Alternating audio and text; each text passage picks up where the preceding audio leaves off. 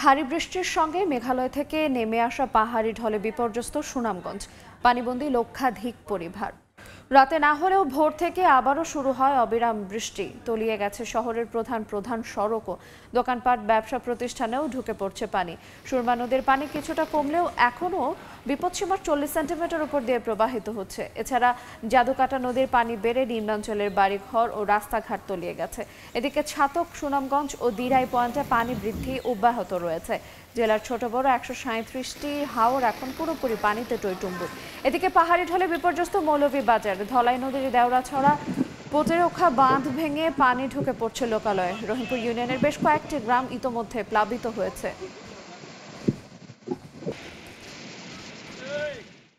এই মুহূর্তে সুনামগঞ্জের সাহেববাড়ি ঘাটে আছেন রিপোর্টার হিমাদ্রি শেখর ভদ্র এবং সিলেটের তালতলায় আছেন ইকরামুল কবির। প্রথমে সরাসরি যাচ্ছি হিমাদ্রির কাছে। হিমাদ্রি,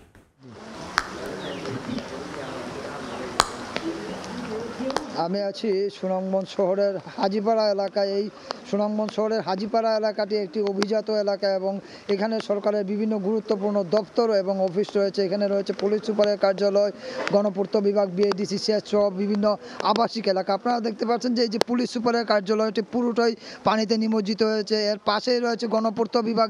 সেই গণপূর্ত বিভাগের অফিসটিও পুরোপুরি পানিতে নিমজ্জিত হয়েছে এবং এর চারপাশে রয়েছে বিভিন্ন আবাসিক এলাকা এবং এগুলি আসলে অভিজাত আবাসিক এলাকা। এই অভিজাত আবাসিক এলাকার যতগুলি নিচতলা আছে, বাসভবনের যতগুলি নিচতলা আছে এবং পুরো নিচতলাগুলি পানিতে প্লাবিত হয়ে গেছে এবং এইখানে এটা হলো একটা 3 রাস্তার মোড়। এই 3 রাস্তার মোড়ের পুরোটাই হাঁটু থেকে কোমর পানি পর্যন্ত ডুবে আছে এবং মানুষ যে ঘর থেকে বেরিয়ে যাচ্ছে, উচ্চ আশ্রয়স্থলের জন্য মানুষ যে ঘর থেকে বেরিয়ে যাচ্ছে, সেই মিছিলটি এখনো অব্যাহত আছে, সেই যাত্রা মানুষের এখনো অব্যাহত আছে। আপনারা দেখতে পাচ্ছেন যে এই যে লোকজন বেরিয়ে যাচ্ছে ঘর ছেড়ে, এই ঘর ছাড়া লোকজনের যে অবস্থা, এটা গতকালকে থেকে শুরু হয়েছিল এবং এখনো অব্যাহত আছে। মানুষ একটু উঁচু জায়গার আশায় এবং একটু উঁচু স্থানের আশায় মানুষ ঘর থেকে বেরিয়ে যাচ্ছে এবং তারা বিভিন্ন আশ্রয় কেন্দ্রে যাচ্ছে। পাশাপাশি আমরা যদি বলে দেখি যে সুনামগঞ্জে প্রায় 2000 পুকুরের মাছ ভেসে গেছে এবং এতে 5 কোটি টাকার ক্ষয়ক্ষতি হয়েছে। এছাড়া সুনামগঞ্জ শহরের যত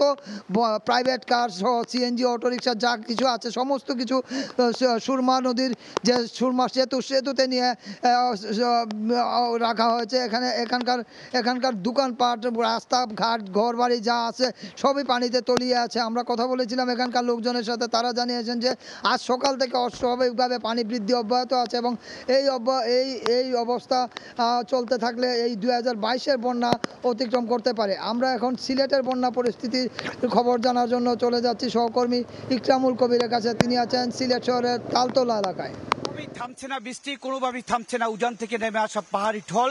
এর কারণে সিলেট বিভাগে ধীরে ধীরে 4টি জেলায় পানি ঢুকে যাচ্ছে, এই বিভিন্ন নদ নদীর পানি। এই মুহূর্তে যদি বলি, যে জায়গা দাঁড়িয়ে আছে তালতলা বা মাছুদিঘির পাড়, এই এলাকার যে পানির উচ্চতা রয়েছে বা পানি দেখা যাচ্ছে, এই লেভেলে কিন্তু সুরমা নদীর পানি রয়েছে, যার কারণে সিলেটের বিভিন্ন জায়গা, সিলেট সিটি কর্পোরেশন এলাকার নতুন নতুন জায়গায় পানি ঢুকে যাচ্ছে। গতকালকে থেকে আজকে পর্যন্ত যদি বলি, গতকালকে সন্ধ্যার থেকে এই পর্যন্ত প্রায় 10 সেন্টিমিটার পানি বেড়েছে। আর এই মুহূর্তে বিপদসীমার 37 সেন্টিমিটার উপর দিয়ে প্রবাহিত হচ্ছে সুরমা সিলেট শহরের এবং অন্য জায়গায় কানাইঘাটও বিপদসীমার উপর দিয়ে প্রবাহিত হচ্ছে। সুরমা, কুশিয়ারা, সারিগাং, এই 4টি নদীর 6টে পয়েন্টে বিপদসীমার উপর দিয়ে প্রবাহিত হচ্ছে। অন্যদিকে ভারত থেকে চেরাপুঞ্জি সহ আসাম এবং মেঘালয়ে প্রচুর বৃষ্টি হচ্ছে এবং সেই বৃষ্টিগুলো সিলেট দিয়ে প্রবেশ করছে, বরাক হয়ে সুরমা, কুশিয়ারাতে প্রবেশ করছে। অন্যদিকে সারি, ডাউকি, পিয়াইন এই নদীগুলো দিয়ে ঢুকছে, সারিগাং দিয়ে ঢুকছে, যার কারণে সিলেটের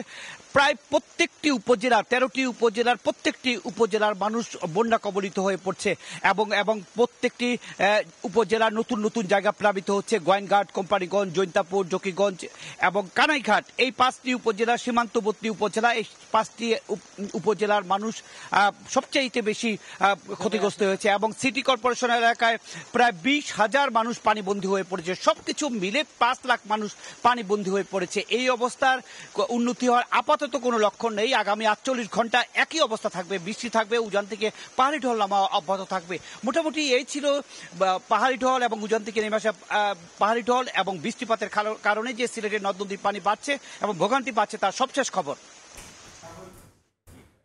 আমরা সরাসরি যুক্ত ছিলাম সিলেটের তালতলা এলাকা থেকে এবং শুরুতে ছিলাম সুনামগঞ্জের সাহেববাড়ি ঘাট এলাকা থেকে।